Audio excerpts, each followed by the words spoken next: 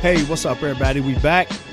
Welcome to the I've Been Falsely Accused, Part 13, with me and Mr. Jeffrey Deskovic. Now, y'all know in this hour, this is Jeffrey's hour. This is where Jeffrey brings us the real. It ain't what you heard. This is what Jeffrey knows. He's definitely going to bring us the real, but we got a special guest that's in with us today, Jeffrey. Bring him in, Cogee. We got Miss Tazza Johnson in with us, Miss Lorenzo Johnson's wife. How you doing, Tazza? I'm okay. So how's the hubby doing? He's doing good. That's good. So she comes in, everybody, today. She's definitely going to bring us up to speed on her husband. She's going to talk to us about being a prison wife. You know, having a husband behind bars who's falsely accused and no way he could have done it, and what her and her family's been going through. And just really great to bring us up on some great insight on this whole situation. Jeffrey, what would you like to say to Tazza? This is a unexpected, extremely pleasant surprise. I'm glad that Lorenzo's case is again on the forefront here on I've Been Falsely Accused, and welcome to the show again. Thanks, Jeff. Thanks for having me. So, Ms. Tazza, real quick, what would you like to say to Mr. Jeffrey Deskovic? You know, what kind of help has he been to you and your husband, and, you know, what role has he played in the whole situation? Jeff has been nothing but the best for me and Lorenzo. I honestly don't know what Lorenzo would do without Jeff sometimes. So thanks, Jeff. I know I don't tell you as much as I probably should, but I'm thanking you. That's right. Showering with the love, Tazza. Showering with the love. He definitely deserves it. Jeffrey's been a big help to me. Does. He's been a big help to me, and, you know, when him and my producer, you know, Jeffrey flew out. I told him I had something to talk to him about. He took his vacation out here in Vegas on purpose so we all could sit down and talk. Him and my producer, we presented to him what we wanted to do, and he said, hey, say no more. I'm in. Y'all could have told me it's over the phone, and I'd have said I was in. You know what I'm saying? Yes. So his heart is in a great place, and that's why, you know, I'm so glad I got Jeffrey beside me, and I mean that definitely. You have a good person by your side. Oh, yeah, definitely. And I'm thankful for that. So, Jeffrey, what I want to do real quick, because I know you're on short time, you got a meeting you got to be at, and I just want to say to you, you know, thank you for going out doing the things that you do to bring the message back to us. I mean, you go on so many meetings, you go on so many speaking engagements. Sometime when I talk to you at night, you are so beat down and wore down from the whole day. How do you feel at the end of the day, Jeffrey, when you get to come home, take your shower, eat your meal, and put your feet up? Take me there. How do you feel at the end of the day? I feel tired. I feel beat down, but it's a good tired, because I truly feel like I've done as much as I could that particular day for the cause, and I have a certain satisfaction that comes with that. You know, that's right. You're definitely right about that. Now, when it comes to you going to those meetings, Jeffrey, what's some of the great things that you want to bring us up to speed on? Cogee, last week I've had a really incredible couple of weeks.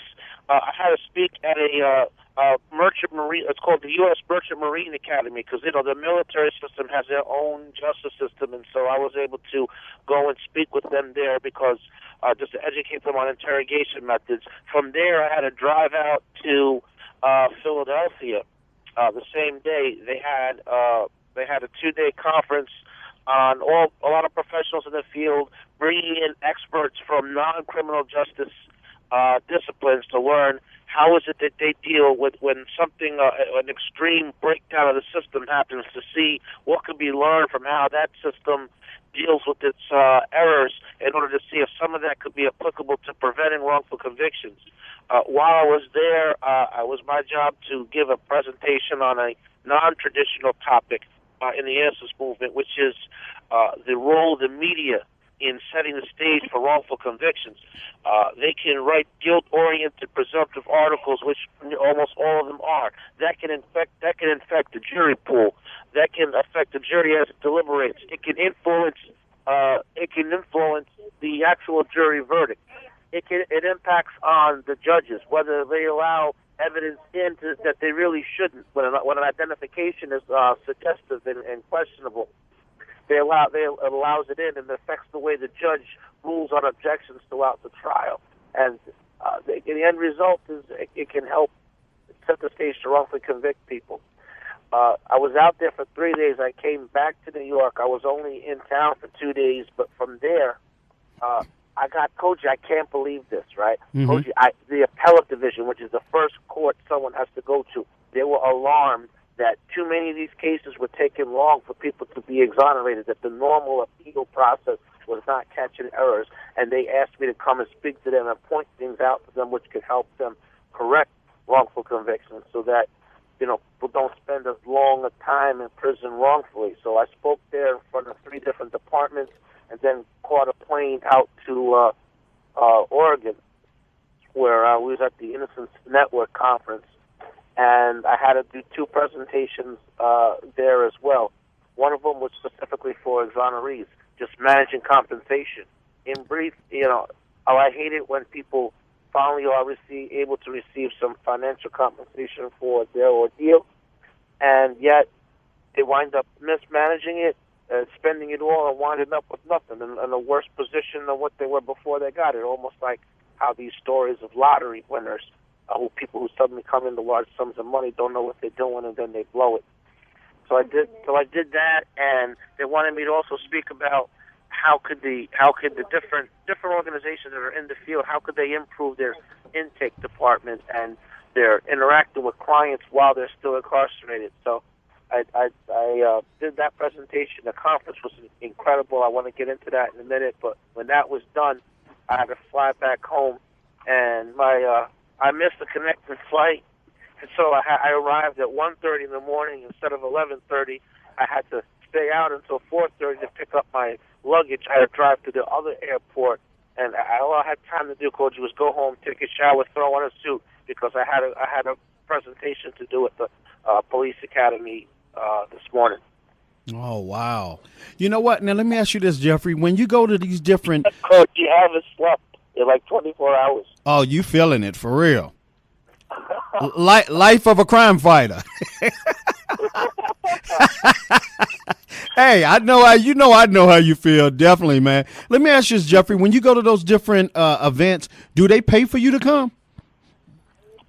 No, Cogee, they really don't. Oh, no, wow. They don't. When I go to speak at colleges, most of the time I get the travel expenses are paid, and there's a speaker's fee, which is I always have them make it out to the foundation and donate it to it. I don't pocket it, but sometimes some of these events, like a conference or going to the judges or speaking at a police academy or in front of the judges or going to a conference, they don't pay the travel expenses. I come out of my personal pocket on the travel expense, and if there's no meals involved and I'm out, I gotta pay for that too. But that's my money's where my heart is. I don't know what else to say. Right. But Jeffrey, what can we do? And this is what we need to talk about too. We got to have a meeting, me, you, and Jay, and definitely talk about this. What can we do to where, like I said, people, they fly us in and make sure that, we still able to spread the word? What does it take, to make it happen? And what more can any outside person do to help this situation of what we're doing?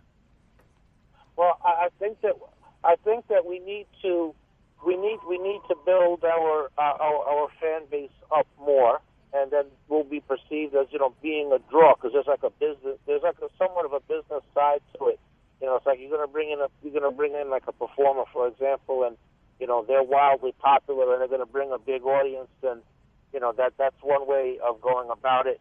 Another way, we have like a lot of supporters, like through like Facebook fan pages, then we could be in position. We could be in position to apply for grants for large donations. We could say, look, this is the work we're doing. These are our results in terms of this is our body of work. We have people behind us. We're making an impact, but we need support. We need some financial support to continue to take this thing up to the next level. Those are the ways that we can get people to bring us in and pay for it. And another thing we spoke about also is we got to get some celebrity ambassadors. People who can get behind us and lend their name and tap into their network. and frankly, cut checks, because I mean it takes money to do this work. It's not free, unfortunately. Right. You're definitely right about that. And we definitely going to get on all that and make sure, that helps. Now, let me go to Tazza real quick. Tazza, you still with us? Yes, I'm here. Okay, now, you heard me ask Jeffrey, about what can we do to move forward on a lot of different things. Now, you on that side of the fence right now to where these things that me and Jeffrey are doing and what we fighting for, that it's needed because you in the same position fighting for your husband. What don't people understand about me and Jeffrey's fight and what we trying to do?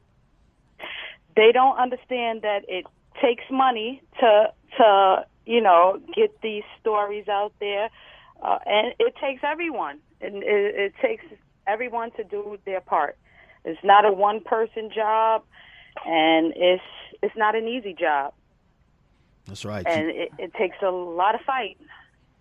That's right. You're definitely right about that. Now, when we say take a lot of fight, give them a little bit more insight. I don't want you to stop because, like I said, you a prison wife. Your husband is in there and he's falsely accused. I want you to really, let people know from your side of the fence, what you've been going through, what the family's been going through, and what it does all together, all the way around the board to the family structure. Well, the fight, everyone is not going to agree with what you're fighting for. Everyone is not going to want to fight with you or for you. And at first, I would take that kind of personal, especially when someone would say, Lorenzo deserves to be in prison when I know he's an innocent man sitting there. So, first, that takes a lot to get past. And then when people are supporting you, it feels good. It feels good to know you're fighting for a reason, and hopefully one day somebody will see that he is innocent and doesn't deserve to be there, and he will come home. And that's the goal. Everyone is suffering. His mother is suffering. She has not been with her son in 19 years, and she's not getting any younger. She called me the other day crying that she just wants to spend her last years with her son. And, it's heartbreaking. Right. His children, they're without their dad. And, they're not always on the right path. And, sometimes I don't know how Lorenzo stays as strong as he has for all this time. Yeah. I hear you. Wow, that's deep. Jeffrey, you've been on that other end of the fence watching this whole situation with Miss Johnson and Mr. Johnson. Speak from your side, Jeffrey, looking at it. What don't people understand about what Miss Johnson's going through? I don't think they understand the suffering of the families, the physical absence of your loved ones, the constant worry about how the case is going to turn out in the end, their loved one, whether their safety while they're in prison, the out of control feeling, just knowing that really someone's life that you care about is, in the hands of a system that's already proven to be inaccurate and unjust. I don't think they understand the financial impact.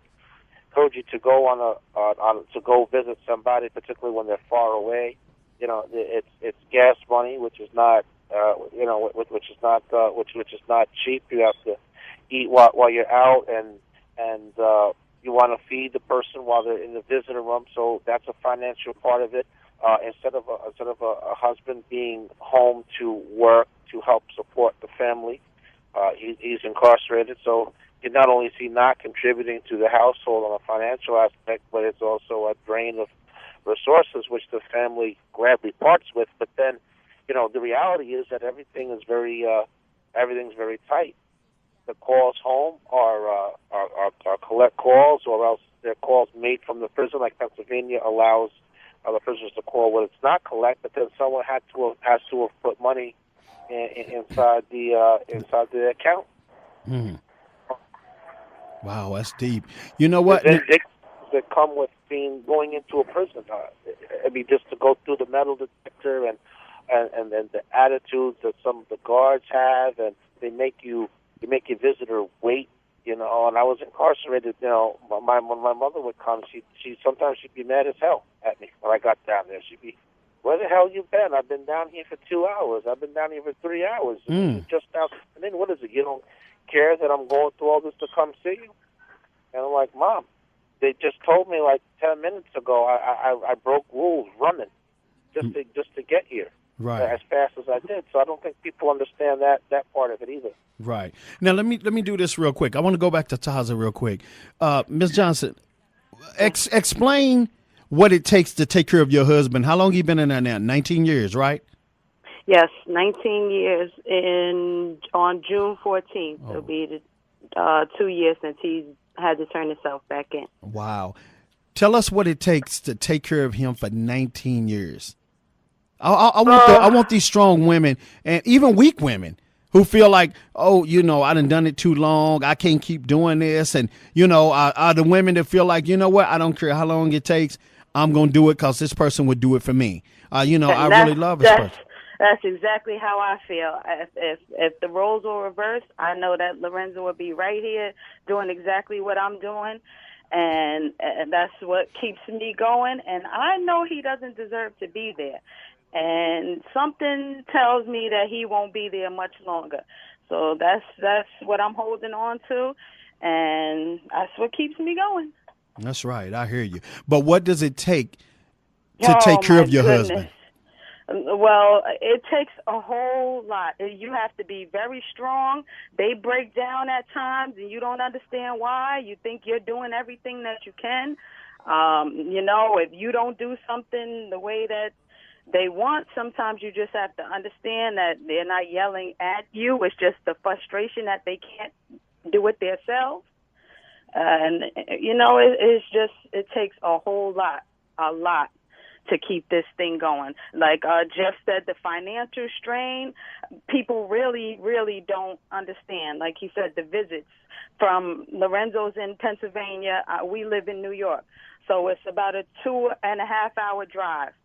So the gas and the tolls to get there, and like he said, feeding him, and the pictures that we have to pay for to take, and the maintenance on the car going 2.5 hours away. I try to get there every 2 weeks to see Lorenzo, and it's a lot. It's a lot. So how many times have you drove around and you just broke down and you didn't cry either going or coming back? Almost every time. Almost every time, especially when I'm leaving. I hate leaving him at that place. It breaks my heart to leave him there. And you know what? The thing about it is, what kind of stress are you under too with people knowing that your husband, like other men, and you know they knowing that your husband is in prison, but yet people are still coming at you and even disrespectfully. And knowing that, you know, you fight for your husband and people try to make you feel like, you know, why are you waiting? You know, girl, you know, I mean, hear that all the time. He has a life sentence. That's what I hear all the time. He's sentenced to life. What are you waiting for? I don't, Lorenzo doesn't consider himself a lifer, and neither do I. So, you know, that's not part of our vocabulary. I hear you. Lorenzo is coming home. And I will be right here waiting for him. I hear you. I hear you. And ever since I've been talking to you, I mean, your tune ain't changed at all. You are a fighter. You keep your guards up, ready for anything to come your way. Definitely. When you love someone, how could you turn your back on them? I hear you, Tazza. I can't do that. I hear you. Now let me ask you this: what kind of dreams do you have about your husband? Tell me about your dreams. What do you see in your dreams? And it feels so real that you want to open your eyes and say, okay, he's going to be laying right here. Well, like Lorenzo came home. He was home for, I think, 149 days, I believe. Uh-huh. And those were the best days we ever had. Okay. Lorenzo came home. He was working. He was taking care of the family. We went out to eat. We did things together. We went to see family that he hadn't seen in 16 and a half years. And, you know, we were building. And that's just what we hold on to. He's coming home, and we're going to plan our vacations, and the kids are going to love him, and we're just gonna ride off into the sunset. I hear you. That's what it's about. Definitely. Now I want to go to the women on my staff right now. Jeffrey, is that cool? Absolutely, Coach. Okay, Absolutely. because we got to show this love and this unity with our women at all times, that we have on the board. Miss Peaches, I want to ask you a question first. Now, hold on.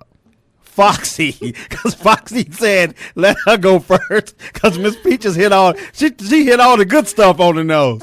All right, Foxy, so you go ahead and you lead it, and then Miss Hanan, and then Peaches, you the backup hitter. No, Ms. Johnson, I just want to say hello to you. I'm your friend on Facebook, and it was just like I was right there in the same town and didn't know nothing about Lorenzo until I came to Cogee's show, which he was talking about him, and it got me involved, and it really gets me involved with everybody that's getting falsely accused. It's just. I thank you, and that's why we do this. You know, Yeah. you never know until you think you're all alone, and then you see so many other people are going through what you're going through or in the fight for you. So I thank you. And I would say you're not trying, you are doing it, and just keep strong. Stay strong. Thank you so much. I hear you. Miss Hanan, would you like to say to Miss Johnson? Miss Johnson, I would like to say God bless you and your family. Thank And my you. heart goes out to you, and I'm just sitting here trying to figure out, oh my God, how can I help her? I really, really feel what you're going through, because I have 2 sons in prison, and they've been in there for nonviolent crimes, and I haven't seen my son in like 16 years, one 15 years in New York and one in Florida. So I know exactly what you're going through, and when you were speaking about his mother, I feel the same way, But I wanted to ask you a question. Is it about money, being able to, is that the problem, being able to have the good representation for him to... Well, Lorenzo has very good attorneys at this point. The problem that we're having now is just the Attorney General's office doing what they have to do. They know they have an innocent man sitting in prison, and they just are okay with that. So that's the problem that we're having basically right now. Lorenzo has representation, and they are doing as much as they possibly can.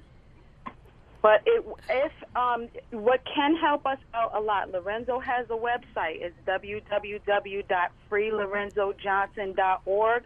You can sign petitions. You can contribute that way. And it's just a way for people to see what's going on with Lorenzo. Okay. Miss Peaches. Hi, Miss Johnson, Mrs. Johnson. I just wanted to tell you thank you so much. And you are such an inspiration. Listening to you talk, you make me appreciate the loved ones that I have in my life even more.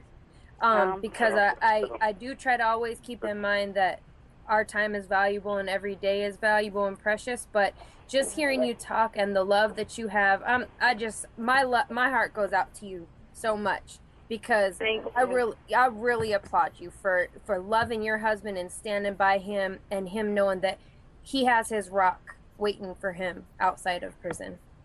Thank you so very much. I'm telling you, hug your loved ones. Tell them you love them, because you never know. Right. You never know. You know what? Now, I'm going to ask you one more question real quick, Tazza, and then I got to go to Jeffrey because Jeffrey's on short time. Jeffrey, do you mind? I don't mind, Cogee. Okay, it's going to be real quick. Tazza, when he was out and they ruled him to come back, take us to that day when he told you you was with him and you heard he's got to go back and turn himself in. Take us to that day real quick. I actually was just cut off from work, and I got a phone call from Lorenzo, and just the tone in his voice, I knew something was so wrong. He was at Jeff's office, I believe, and he just told me to come get him. Please come get me. And as soon as I got there, the look on his face, I have never seen a look like that before in my life. It looked like someone just sucked the air out of him. His eyes were red, and he just said, I have to go back. And I could not understand what those words meant. What do you mean you have to go back? What does that mean? And he told me that they reversed the decision, and He didn't know when yet, but they were making him go back. Wow. Jeffrey, bring us up to speed with that, because you was a part of that, right? You knew about it? I absolutely was. Yes, I was definitely. I was definitely a part of that, Cogee. Okay, what I want to ask you real quick, Jeffrey, what does that do to the pride of a man when they go through that? Now, they release, they done been through hell. You get blessed to get out of hell. You live in a regular life, and you get called back to hell. Can you speak on that? No That's way. every exoneree's worst nightmare. We were all in a state of a stunned disbelief. Me, my staff, and Lorenzo. I mean, we couldn't believe what was going on. We scrambled around. We started reading the lawyers, started reading the legal opinion, and we got on the phone. Our attorney got on the phone with their attorney, and confirmed that in fact that he had the right information. Cogee, I still remember. We talked about this last time we had on Lorenzo. I still remember that car ride back where I had to drive him back to prison. I mean, in a way, I need for him to be released, man, just to get that off of my mind, because I know it's not logical, but I mean, in a way, I feel like I played a small role in the sense that, I mean, I drove him back to prison. I mean, I know that's what he asked me to do, but that was a very traumatic, difficult experience for me to have been involved in. Right. You know what? What was that conversation like when y'all was riding back, Jeffrey? We were saying how crazy this is, and look at this. You're because it was a long drive, and at times we were changing drivers, and we were remarking. We had said, look at this. You're driving yourself back to a prison to resume a life sentence for a crime that you didn't commit. And how crazy that was, and it was very emotion filled. Sometimes we try, as a defense mechanism, we try to take our minds off of it, and we try to talk about irrelevant things. We tried to laugh, and our hearts was breaking, and Cogee, we were crying, and then we didn't know what the hell was going to happen again. Right. In the future. I mean, we kept reassuring each other that the case was going to turn out okay, and that he'd only be in there for, we foolishly thought just a couple of months, and, we like whistling past the graveyard. You hope what we're saying is right, but, certainly it was in my heart and my mind that, I knew it wasn't quite so simple as that, and, that this was a really desperate, precarious position that we were in. You know what, Jeffrey? And let me ask you something now. The way you fight for the exonerees, and I have to ask you this because I carry that too on different things that I try to do for somebody, and when I see they fall through the cracks, and I know I done everything I could do to try to help as well as you, do you carry that burden too? Like, Dag, where did I drop the ball? Do you start saying to yourself, I dropped the ball in any kind of way? Yeah, absolutely, of course.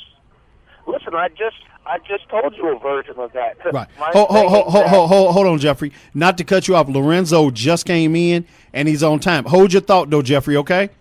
Because that was a very important question. Mr. Lorenzo, how you doing today, sir? Cogee, how you doing? What's going on? Hey, what's up, man? We got the wifey on the phone. She's on here with us. Okay, that's all good. What's going on? What are we talking about? Oh, we talking about you, man. We talking about bringing you home. Listen, hey, He's coming home. Since the last time I spoke to everybody, the Attorney General had met with my legal team, and and he had agreed to look into my innocent claims, and also look into the police misconduct. This was on January 29th this year. Oh, okay. Last month we found out some new evidence of some more police corruption dealing with one of my original alibi witnesses that changed her statement and testified for the Commonwealth to be a motive witness. Well, we just found out that this witness and the lead detective in this case, that's her godbrother, and they used to live under the same roof. Oh, wow. That's some TV series stuff, ain't it? We never was aware of none of this. So just last week we have filed a new supplement last month, and last week the prosecution just told the judge to not grant the discovery that we was looking for until he feels that this appeal was filed timely. So now you changing up on what you said, and now you're not out for justice. Now you out for a conviction. Saving face. Maintaining that is, Right. So it's definitely it's ongoing, and there's a lot of like twists and turns with it, but it just lets you know they say one thing and do the other. Wow. So that's what's going on right now. So they petitioned to reply to our appeal is due in next month. Right. So we'll take it from there. But the timely thing is definitely not. We were on time with everything, and it's definitely not going to work for them. But that just show you how quick they turn a bad face. I hear you, man. Definitely. Well, like I said, me and you, we talked yesterday. You called me, but me and Jeffrey are definitely fighting for you, and us and a host of others. You got a bunch of people that love you, man, and they definitely, I heard rallying for you and everything out there. Yeah, I appreciate the support. Everybody's been going to the freelorenzojohnson.org website and signing a petition, leaving comments and things like that. We got a rally that's going on that Jeffrey's going to be a part of next month on May 29th in Harrisburg, Pennsylvania. This is going to mark the anniversary of when the United States Supreme Court reinstated my wrongful conviction. So this is taking place in Harrisburg, Pennsylvania next month. So we're really trying to have a nice turnout, to let our voices be heard, because as long as you let it be swept under the rug and don't say nothing about it, they more continuously do it. I hear you. You're definitely right about that. Now, what I want to do real quick, Lorenzo, because I want to see a smile shoot across your face right now. Now, Miss Johnson, can you let us hear a, hey, baby? let us hear you greet him. Come on with it. Hey, baby. I love you. What's going on? I love you more. Yeah, what's up, Jeff? Hey, Lorenzo. Great to hear your voice.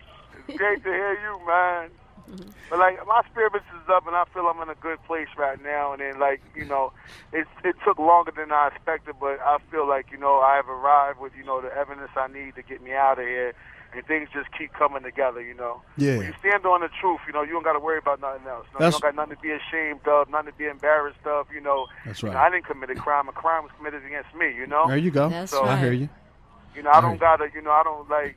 A lot of people don't really want to pick certain things out. Like I have nothing to hide. Like I didn't do nothing. There's nothing that could come out the blue or under the darkness.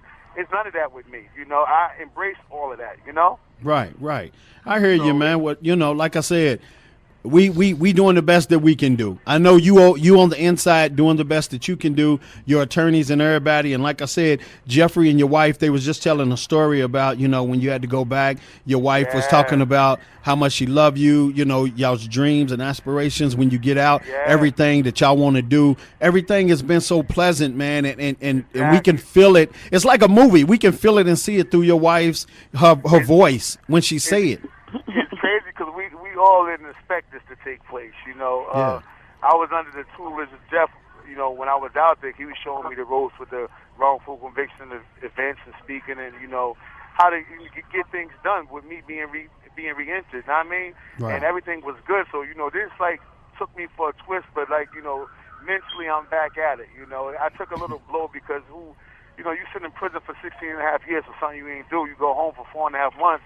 And they telling you have to go back, Wow.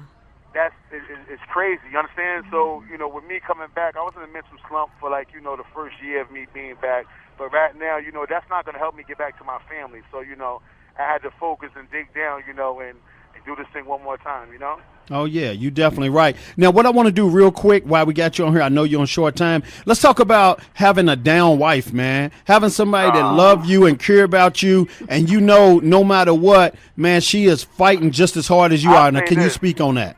I say this, she was innocent, I'm innocent of this crime. She was innocent to this way of life that she's been subject to go from being with me.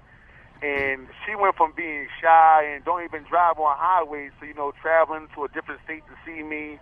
Now she's doing rallies and speaking and interviews and stuff like that. I know she always had stuff like that in her, but we never expected this to occur. But the way she tackled things is amazing, and a lot of people wouldn't fully understand it if they wasn't in this situation. But like, you know, that's my partner right there. Like, you know. I hear you,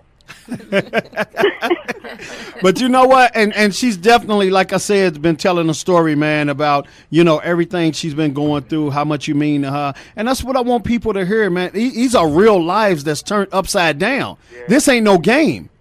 It's not no game at all. And it's starting to happen at a fast rate. Whenever you start to see shows on CNN and different networks of wrongful convictions of happening all over, that's letting you know, like, this is a big thing. You know, this is nothing, you know, to take lightly. You know, families is being affected. You know, not only had the victim family got to go through it, but somebody else's family got to go through it because their family member was taken, you know, innocently. You know, and a lot of times that don't come across to a lot of people. You know, they feel you in jail, you did something, and things of that nature, but they don't understand, like, this thing happens on a regular basis. That's right. Okay. Well, hold on one second, Lorenzo. Jeff, what would you like to say? I'd like to say Lorenzo is exactly on point, that this does happen regularly. The New York Times had a study out in which 87 people were exonerated last year. This year we're up to 10. We're on pace to get even higher total. I have a really big announcement to buoy Lorenzo's spirit. Lorenzo, I wanted to share with you news of another exoneration.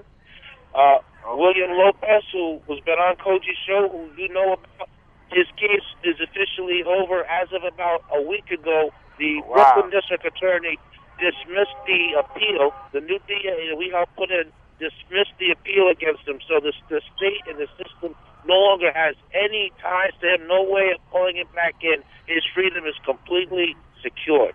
Now, that's great because, like, I had felt bad talking to William a couple of occasions because he was in a position that I was in, that he was home, but they still had one more appeal hanging over his head. And to know that that happened to somebody within your inner circle and you got it hanging over your head, and he did, I believe, like 23 years or something like that. So I know it was, like, you know, stressful. So now to hear that, you know, he got that monkey off his back and he could finally, like, get on with his life, you know, what's left of his life, you know, that's a great thing, you know? It's like he's a new man. His face got much more color. His personality's coming out. Yeah, he can laugh and joke. He's like a totally different man. I mean, you got to think about it. He spent 23 years living in the bathroom, you know? 23 years living in the bathroom, you know, it's like, this ain't, I wouldn't wish this on anybody, not even the people that got me here. That, you know, that's how, you know, tomorrow's not promised in these type of situations, you know? And, you know, it is what it is. You know, some people give up, some people fight, you know, some people keep the faith. But, you know, it needs a machine to combat this injustice, you know? It needs, like, you know, it ain't like before where a lawyer could come in and, you need a support system, like, you know, to shine a light on what's going on, you know? That's right. You definitely right about that. Now, Lorenzo, one thing I want to speak on real quick. You see a lot of guys in there, man, who's had their support system like your wife, and then all of a sudden the wife tires out, or the wife says, you know what, I can't do this no more. And then they hear she's having an affair, and they just lose it in her. How much does it mean to have that support system and go through what you're going through right now? It means the world to me, like, you know, because, you know, I always base everything on myself and building the support system for myself, like, you know, independently, but with her, like, you know, that's my partner. So, you know, I can't even fathom something different than that. You know what I'm saying? That's right. I can't even, but I'm here and I witness dudes try to kill himself over females and go crazy, lose their mind completely over situations like that. But unfortunately, like, you know, I'm up against, you know, the fight of my life, literally for my life. You know what I mean? Right. So I really got to be focused, and she helps me with that. I mean, where would your life be without her? You know, God forbid, where would your life be if she just got tired and said, "I'm just wore out"? Oh man, she better unwear out. You know that's right. No, you're right about that. But I'm only making a point because I want listeners to hear this is real. It'd be tragic in a way because, you know, she do a lot of the stuff that people's not gonna do. That's right. You know what I'm saying? That's right. She sees a part of me that a lot of people don't see, like the part when I'm down, like, you know, I get energy from her. You know what I mean? The part where I'm going through to need them words on a visit, you know, a hug and here and there, you know, she maintains all of that. So it's a difference, you know. You know, at the end of the day, I'm a man, so, you know, I got to channel my energy, you know what I mean? That's Whether right. it's, you know, it's sad, happy, or whatever, but that's the way it is, you know? Right, right. And I'm just going to say that's something you never have to worry about, honey. Well, I love her. And you know what? Boy, she better not quit. Me and Jeffrey gonna come for her. Jeffrey, are we gonna come for her, Jeffrey, right? Absolutely, Coach. Absolutely. Hey, she's too late in the game to trade teams. It ain't happening. That's tough. That's really tough. You know that's right. But, Jeff is 10 minutes away from the house. He'll be there soon.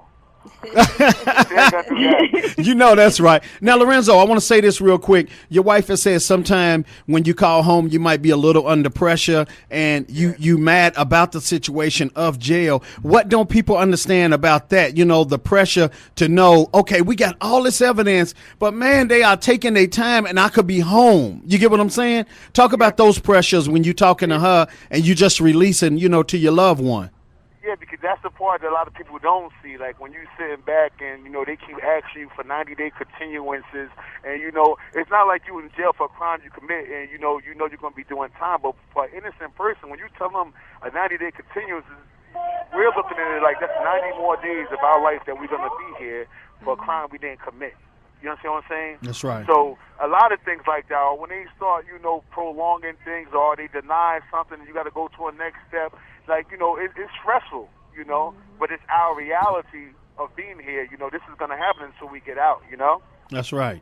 You're definitely right about that. And, you know, and that's what I wanted people to hear, you know, with you and your wife on the phone, that this is real. This is something y'all live every day. I mean, we doing the show right now, and after this show, we all going to go home. But y'all go back to the regular lives that y'all had before y'all both called in.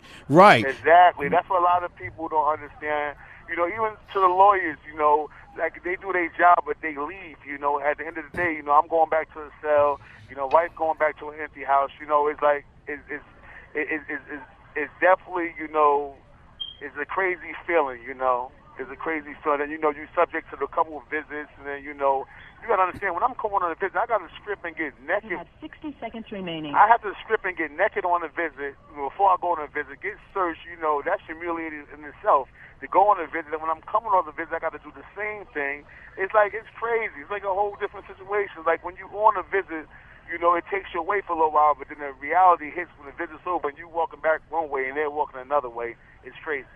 So when you come to the break room and you see your wife, do your mind elevate away from the prison? You are no longer in prison? When I'm on the phone, 30 seconds remaining. when I'm on the phone and when I'm on visit, you know, I'm at home mentally, you know. Right. I hear you. It's like you on the couch with her when y'all just talking. Exactly. We somewhere else. That's one thing about me and her. She'll tell you we somewhere else. I hear you. I'm going to try to call you back, but if I can, I will definitely be calling you next week on Monday. Well, next Monday we doing the show again, me and Jeffrey, so be sure to call in. I already locked my slot. Y'all, everybody take care. Much love to you, brother. Hey, Coach. Yes. Okay. This was an incredible show, and I'm so, you know, happy we got Lorenzo in and his wife and everything. And I want to thank the audience for listening and everything. I know the show will continue a few more minutes, but I have to run at this point. But, you know, Cogee, this was the most emotional show that I've ever participated in, ever. Man, in any venue. Thank you, man. I'm proud to and happy to have had you at the center of that moment.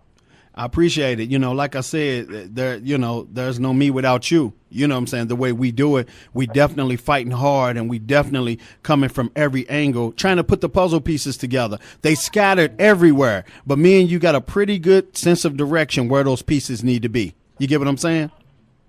Absolutely. And with that, I want to take my leave from the show. Thanks again so much. All right, man. We love you, man. To Jay and to all the contributors, Ms. Peaches, everybody, and to the audience. All right, man. Much love to you, Thanks, Jeffrey. Jeff. Thank you. All right. So we left with Miss Johnson right now. Yes. There it is. So how does it feel to hear your boo call in? Made her day. Probably hear me smiling from ear to ear. To hear your boo say, That's my partner. And to anybody out there, when I say her boo, that means, in our term, our black culture, that's her baby. That's her hubby. That's the man, Yes. Yeah. Yes. Oh, yeah. That's right. But, when you hear him, his spirits were so high to see that we were celebrating him. How did it make you feel? Oh, it's a wonderful feeling. I'm so thankful. You just don't understand. Sometimes I can't bring all the smiles he needs, so I'll take it from anywhere I can get him from, just to see him smile for a minute. That's right. Feels good to me. And you know what, Ms. Johnson, I want to say this to you real quick. I know it's a lot of women, prison wives that go through the same thing you go through, and their husbands call home and they might be a little aggressive, but not at them, but about the situation and how time is just doing the turtle, creeping. Mm-hmm. What would you say to those wives, when their husbands call home and they're a little aggressive? But you know what? Let me say this real quick. That's even like a person out of jail. If a man feels like life ain't dealing him the cards that he deserved and he's got all the right cards on the table, we get like that in our relationships too, with our girlfriends and wives out on the street. Absolutely. Right. And that go ahead. With Lorenzo, I know he is going through a lot, so I listen to everything that he says, and maybe not right then, or, I'm confident to him then, but, a day or two later, I just let him know. I heard everything that you said, but you're not doing this alone. The same way you feel in there is the same way I feel out here. I hear you. And those are great words of encouragement. But what would you say to the women, the words of encouragement? Stay strong and stick by your man. If that's who you love, stick by him. He needs you. Right. Like, sometimes that's the only person that he has, and he needs you. And what would you say to some women that might feel like they're breaking? Now, first thing I would say is don't put yourself in a position to be broke by being around an outside guy or, anybody else. What would you say to the women? Absolutely. You have to separate yourself from that type of stuff. If that's not what you want to be into, that's not what you surround yourself with. You have to find positive people who, they have a bunch of support groups who, you talk to other wives who are going through what you're going through, and it just helps sometimes to lend a ear or a shoulder, or like I said, sometimes you think you're doing this alone, and you're not. Okay. There's people out there who have it a lot worse than you sometimes. Right. So. Okay, we down to 30 seconds real quick, so we all got to move fast. Lorenzo, you back in? Yeah. Okay, we down to 30 seconds. Words of encouragement real quick, Lorenzo. Listen, freelorenzojohnson.org. I'm okay. Anybody got any family member that said that they've been wrongfully convicted, please pay attention to it. Give them the support that they need. Okay. And when they have rallies for things like this, go lend the ear to see what's going on, because it's going on. Okay, there it is. So to everybody, I want to say thank you for being on the show today. Ms. Tazza, thank you for being on. Ms. Julie Baumer, thank you for being on. Jeffrey, thank you. And to all our listeners out there, much love. Tune in with us Monday as we bring I've Been Falsely Accused, Part 14. Don't miss it. I'll be there and we'll be there, ready to fight.